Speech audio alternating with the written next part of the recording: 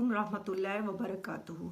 हज़रत उमर ने फरमाया, मैंने हज़रत अबू बकर को अपनी ज़बान को उंगलियों के साथ खींचते हुए देखा। तो मैंने पूछा, ए खलीफाए रसूल, क्या हो रहा है? तो आपने फरमाया कि इसने मुझे बहुत से अमूर में उलझा रखा है। कुरान शरीफ में है, इंसान जो बात भी ज़बान से निकालता है, एक चौकीदार फरिश्ता तैयार रहता है उसे लिखने के लिए। हदीस में है, जो शख्स आखिरत के दिन पर ईमान रखता है उसे चाहिए कि वो अच्छी बात मुंह से निकाले या खामोश रहे। हदीस में है, बाज लोग ऐसे होंगे जब उन्हें दोज़ख में डाल दिया जाएगा तो उनके मुंह से गलीज किस्म की बदबू आ रही होगी।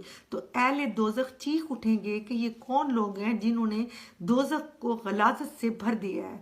तब फरिश्ते उन्हें कहेंगे कि ये वो लोग हैं जिन्होंने दुनिया में फैश कलामी से बात की थी। हदीस में है, लोगों ने पूछा, अफजल तरीन अमल कौन सा है? तो आपने जबान बाहर निकाली और इशारे से जाहिर किया कि इसे बंद रखना। हदीस में है, जो चुप रहा वो निजात पा गया।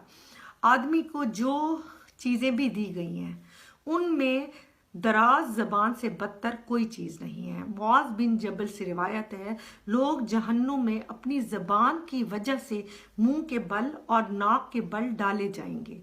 हदीस में है, जो बंदा अल्लाह की रज़ा के लिए बात मुंह से निकालता है उसे कोई अहमियत भी नहीं देता तो उसके दर्जे अल्लाह बुलंद कर देता है। और दूसरा बंदा एक कलमा ज़बान से निकालता है जो अल्लाह की नाराज़गी का बाइस होता है और वो कोई अहमियत भी नहीं देता, लेकिन उसकी वजह से वो जहन्नुम में चला जाएगा। अबू हुरैरा से रिवायत है कि नबी करीम ने पूछा सहाबियों से कि मुफलिस शख्स किसे कहते हैं? सहाबा ने अर्ज की कि मुफलिस वो है जिसके पास पैसा ना हो, जिसके पास घर ना हो।